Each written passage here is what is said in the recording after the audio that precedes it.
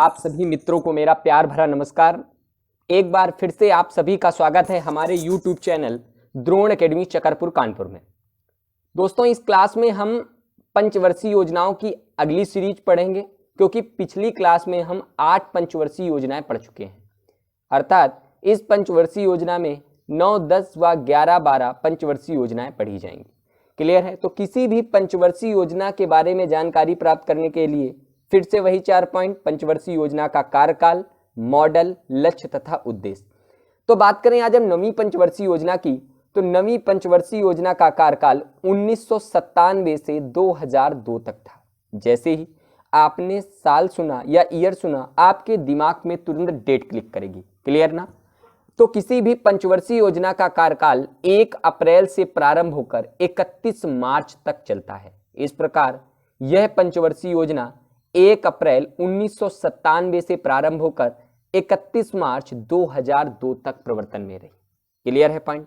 अगले पॉइंट की बात करेंगे तो जो नवीं पंचवर्षीय योजना का मॉडल था वो आगत निर्गत के मॉडल पर आधारित था, अर्थात इनपुट आउटपुट मॉडल पर आधारित था। किस मॉडल पर आधारित था? इनपुट आउटपुट मॉडल पर। अगला पॉइंट यह है कि इस पंचवर्षीय योजना का जो उद्देश्य था वो सामाजिक न्याय व समानता के साथ आर्थिक समृद्धि निर्धारित की गई। इस पंचवर्षीय योजना में क्या किया गया? तो सामाजिक न्याय के साथ समानता व आर्थिक समृद्धि का लक्ष्य निर्धारित किया गया। क्लियर? अब बात करेंगे इस पंचवर्षीय योजना में और क्या क्या हुआ। तो बता दें कि यह पंचवर्षीय योजना एक असफल पंचवर्षीय योजना थी। क्यों? क्योंकि इस पंचवर्षीय योजना में विकास का लक्ष्य जो था वो 6.5% निर्धारित किया गया, किंतु जो प्राप्ति हुई वो 5.4% की हुई। क्लियर है? तो ये कैसी पंचवर्षीय योजना है? तो नवीं पंचवर्षीय योजना है। आपको बताया भी था दूसरी प्लस तीसरी प्लस चौथी कितना हुआ? तो आपका हुआ 9, यानी नवीं, 10वीं व 11वीं पंचवर्षीय योजनाएं कैसी हैं? तो यह अपने निर्धारित लक्ष्य से कम प्राप्त करने वाली पंचवर्षीय योजनाएं हैं। आगे हम बात करेंगे इस पंचवर्षीय योजना का जो प्रमुख असफलता का कारण था वो अंतरराष्ट्रीय मंदी थी। क्लियर है ना? पूछा जाए अंतरराष्ट्रीय मंदी कब आई, तो वो नवीं पंचवर्षीय योजना के दौरान आई। इसीलिए यह पंचवर्षीय योजना कैसी थी? तो एक असफल पंचवर्षीय योजना थी। आगे हम बात करेंगे और इस पंचवर्षीय योजना में हमें क्या क्या देखने को मिला। तो हम बात करेंगे कि तत्कालीन प्रधानमंत्री अटल बिहारी वाजपेयी ने विदेशी ऋण भार में कमी लाने का लक्ष्य निर्धारित किया। जैसा कि आप सभी को पता है, भारत IMF और वर्ल्ड बैंक से कुछ ऋण लेता है। क्लियर है ना? इस प्रकार जो इस ऋण को कम करने का कार्य किया था वो तत्कालीन प्रधानमंत्री अटल बिहारी वाजपेयी ने किया था। क्लियर है ना पॉइंट? इसके अलावा प्राकृतिक संसाधन का समुचित उपयोग व संरक्षण किया जाएगा। ये लक्ष्य भी निर्धारित किया गया कि जो प्राकृतिक संसाधन है, जड़ी बूटियां हैं या वन संपदा से संबंधित जितनी भी चीजें हैं उनका क्या किया जाएगा? समुचित उपयोग किया जाएगा तथा उनके लिए उनका संरक्षण किया जाएगा। अब आपके लिए 2 और इंपॉर्टेंट पॉइंट आपको याद रखना है। 26 जुलाई 1999 को भारत ने करगिल युद्ध में पाकिस्तान को हराया था। क्लियर है? अब आपके यहां से 4 पॉइंट बनेंगे। पहला, कारगिल युद्ध किन 2 देशों के मध्य हुआ? तो भारत और पाकिस्तान के मध्य। कब हुआ? 1999 में। या कारगिल विजय स्मृति दिवस कब मनाया जाता है? तो 26 जुलाई 1999 को। क्लियर है ना? अब एक शब्द आया था वैश्विक मंदी या अंतरराष्ट्रीय मंदी। तो एक IMF ने एक बात बताई कि जब पूरे विश्व की आर्थिक विकास दर 3% से कम रहती है तब उसको हम क्या नाम देते हैं? आर्थिक मंदी नाम देते हैं। क्लियर है ना पॉइंट? अब हम बात करेंगे दूसरे सबसे ज्यादा इंपॉर्टेंट पॉइंट की, इसीलिए हमने वहां पर लिख भी दिया है वेरी इंपॉर्टेंट। क्या है? 11 मई 1998 को पोखरण में दूसरा परमाणु परीक्षण किया गया। क्या किया गया? दूसरा परमाणु परीक्षण किया गया। कब किया गया? 11 मई 1998 को। तो आपके दिमाग में तुरंत क्लिक करेगा कि भारत ने पहला परमाणु परीक्षण कब किया? तो आपको याद होगा 19 मई 1974 को भारत ने तत्कालीन महिला प्रधानमंत्री इंदिरा गांधी के नेतृत्व में पहला परमाणु परीक्षण किया था। क्लियर है ना पॉइंट? फिर एक शब्द आया पोखरण या पोखरण। कहां पड़ता है? तो आपको पढ़ाया गया था पोखरण जो है वो आपके राजस्थान में है। कहाँ पर है? पोखरण परमाणु रेंज कहाँ है? तो राजस्थान में है। पहला परमाणु 1974 में, दूसरा हमने कब किया? 1998 में। क्लियर है ना? और इस समय जो भारत के प्रधानमंत्री थे वो थे अटल बिहारी वाजपेयी। कौन थे? अटल बिहारी वाजपेयी। अब अटल बिहारी वाजपेयी से 2 पॉइंट और हमें पढ़ने हैं। अटल बिहारी वाजपेयी भारत के पहले पूर्ण गैर कांग्रेसी प्रधानमंत्री थे। कैसे प्रधानमंत्री थे? तो पहले पूर्ण गैर कांग्रेसी प्रधानमंत्री थे, क्योंकि आप कंफ्यूज नहीं होना है। एक पॉइंट आया था भारत के पहले गैर कांग्रेसी प्रधानमंत्री कौन थे? तो वो थे मोरारजी देसाई। कौन थे? मोरारजी देसाई। किंतु मोरारजी देसाई कहीं ना कहीं कांग्रेस का ही हिस्सा थे। किंतु अटल बिहारी वाजपेयी ने 1980 में एक पार्टी बनाई, भारतीय जनता पार्टी, और वो पहले पूर्ण गैर कांग्रेसी प्रधानमंत्री थे। इसके साथ साथ अटल बिहारी वाजपेयी का कार्यकाल अभी तक के सबसे छोटे कार्यकाल में यानी 13 दिन के कार्यकाल को जोड़ा जाता है। तो पूछा जाए पोखरण परीक्षण के समय भारत के प्रधानमंत्री कौन थे? तो अटल बिहारी वाजपेयी। या पहले पूर्ण गैर कांग्रेसी प्रधानमंत्री कौन थे? अटल बिहारी वाजपेयी।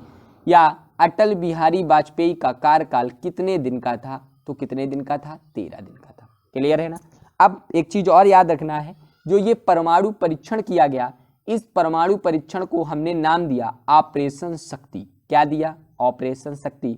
जबकि पहले परमाणु परीक्षण का नाम क्या था? स्माइलिंग बुद्धा। क्या नाम था?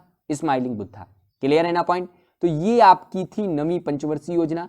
एक बार फिर से हर बार की तरह हम अपनी पंचवर्षीय योजना को रिपीट करेंगे और उसके सारे इंपॉर्टेंस पॉइंट को देखेंगे कि क्या क्या हमारे लिए इंपॉर्टेंट हो सकता है। तो सबसे पहली बात, नवीं पंचवर्षीय योजना का कार्यकाल 1997 से 2002 तक। मॉडल क्या था? आगत निर्गत मॉडल। उद्देश्य क्या निर्धारित था? सामाजिक न्याय व समानता के साथ आर्थिक समृद्धि। क्लियर है ना? अंतरराष्ट्रीय मंदी कब आई? नवीं पंचवर्षीय योजना के दौरान। और आपसे पूछा जाए कि इस पंचवर्षीय योजना में क्या हुआ, तो सबसे इंपॉर्टेंट है कारगिल युद्ध हुआ और 26 जुलाई को कारगिल विजय स्मृति दिवस के रूप में मनाते हैं। क्लियर है ना? भारत ने दूसरा परमाणु परीक्षण किसकी अगुवाई में किया था? तो अटल बिहारी वाजपेयी। और अटल बिहारी वाजपेयी भारत के पहले पूर्ण गैर कांग्रेसी प्रधानमंत्री थे।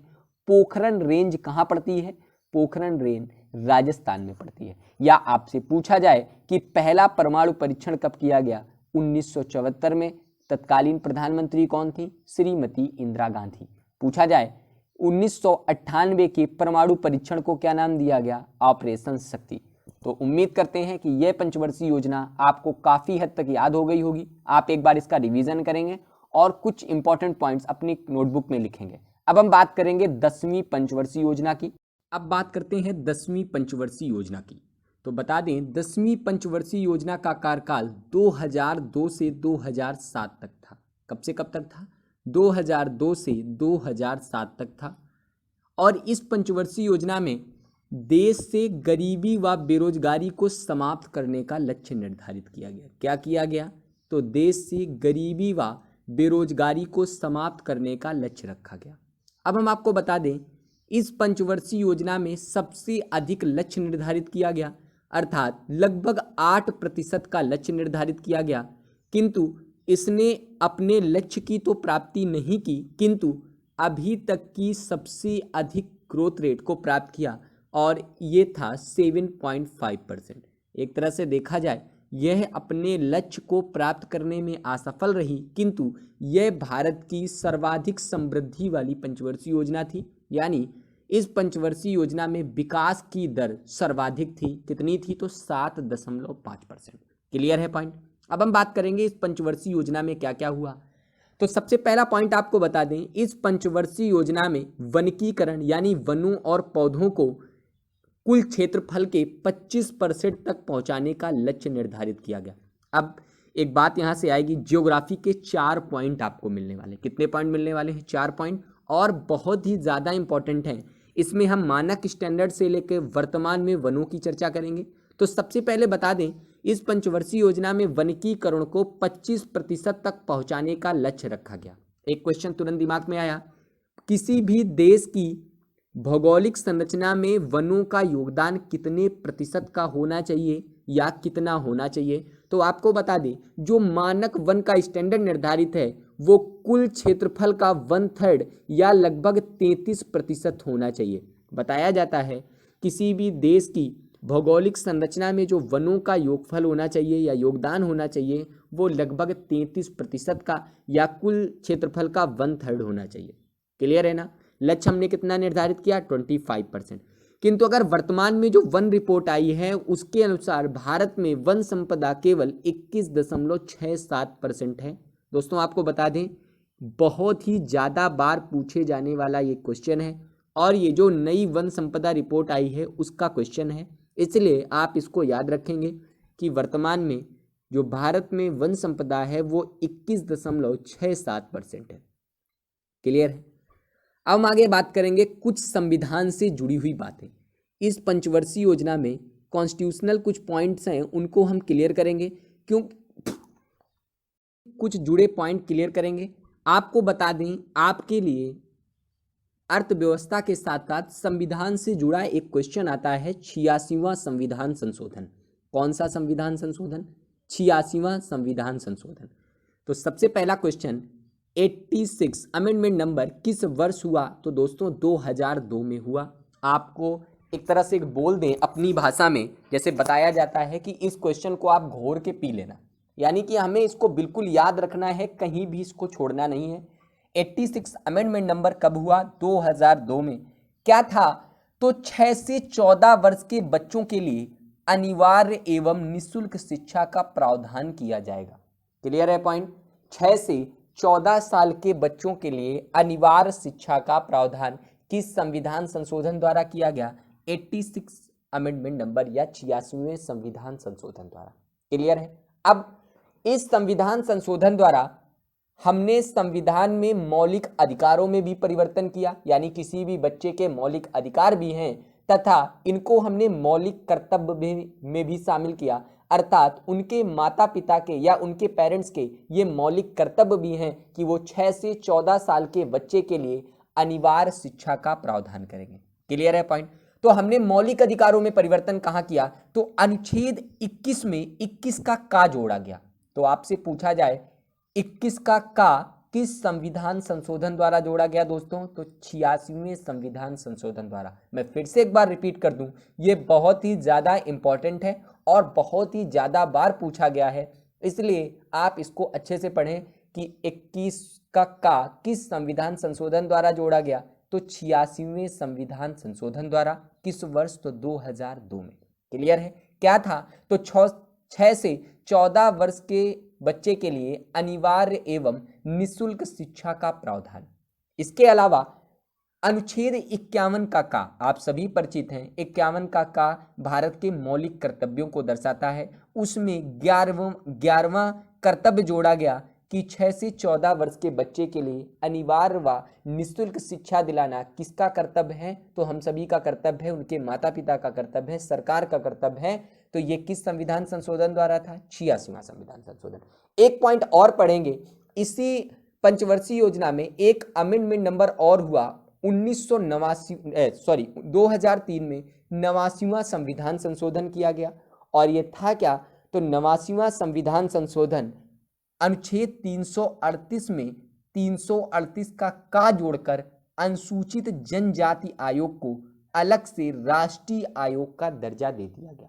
क्लियर है? अभी तक 1990 में राष्ट्रीय अनुसूचित जाति आयोग या राष्ट्रीय अनुसूचित जनजाति आयोग एक ही में सम्मिलित थे, किंतु 2003 में हमने अनुच्छेद 338 का जोड़कर इसको अलग से राष्ट्रीय आयोग का दर्जा दिया है। क्लियर है पॉइंट? 86 अमेंडमेंट नंबर 2002, 89वां संविधान संशोधन 2003। आपके लिए दोनों पॉइंट्स इंपॉर्टेंट हैं, अतः आप इसको अच्छे से पढ़ेंगे। एक बार हम फिर से इस पंचवर्षीय योजना का रिवीजन करेंगे, जल्दी जल्दी बोलेंगे। तो सबसे पहले पूछा जाए इस पंचवर्षीय योजना का कार्यकाल क्या था? तो इस पंचवर्षीय योजना का जो कार्यकाल था वो 2002 से 2007 तक था। कैसी थी? तो सर्वाधिक ग्रोथ रेट वाली पंचवर्षीय योजना थी। और क्या था? तो इसमें मानक वनों की संख्या 25% तक पहुंचाना था। वर्तमान में कितनी है? तो 21.67% है। पूछा जाए मानक वन कितने होने चाहिए, 1/3 या 33%। फिर आपसे पूछा जाए कि 86वां संविधान संशोधन किससे संबंधित है, तो 6 से 14 वर्ष के बच्चों के लिए अनिवार्य एवं निःशुल्क शिक्षा। मौलिक अधिकारों में परिवर्तन किए, यस, कहां पर, तो 21 का जोड़ा। मौलिक कर्तव्यों में परिवर्तन किए, यस, क्या जोड़ा, तो 51 के का में 11वां कर्तव्य जोड़ा गया। क्लियर है। फिर पूछा जाए 89वां संविधान संशोधन किस वर्ष किया गया, 2003 में। या अनुसूचित जनजाति आयोग कब से अस्तित्व में आया, तो वो ईयर था 2003। किस संविधान संशोधन द्वारा, तो दोस्तों 89वें संविधान संशोधन द्वारा। किस अनुच्छेद में, तो अनुच्छेद 338 के का में। तो ये आपकी हो गई 10वीं पंचवर्षीय योजना। क्लियर है पॉइंट, कोई भी पॉइंट यहां से छूटना नहीं चाहिए और इसको अच्छे से आप रिवीजन करोगे। हमारा अर्थव्यवस्था से क्वेश्चन ना हो, संविधान से क्वेश्चन आए या भारत की ज्योग्राफी से क्वेश्चन आए, कहीं से भी आए, इससे में कोई फर्क नहीं पड़ता है, क्वेश्चन क्रैक होना चाहिए। तो इसमें आपने इस पंचवर्षीय योजना में आपने अर्थव्यवस्था भी थोड़ी बहुत पढ़ ली, उसमें आपने ज्योग्राफी भी पढ़ ली और लास्ट में आपने कॉन्स्टिट्यूशन भी पढ़ा है। तो इसको आप अच्छे से पढ़ेंगे। ठीक है, अब हम बात करेंगे 11वीं पंचवर्षीय योजना की।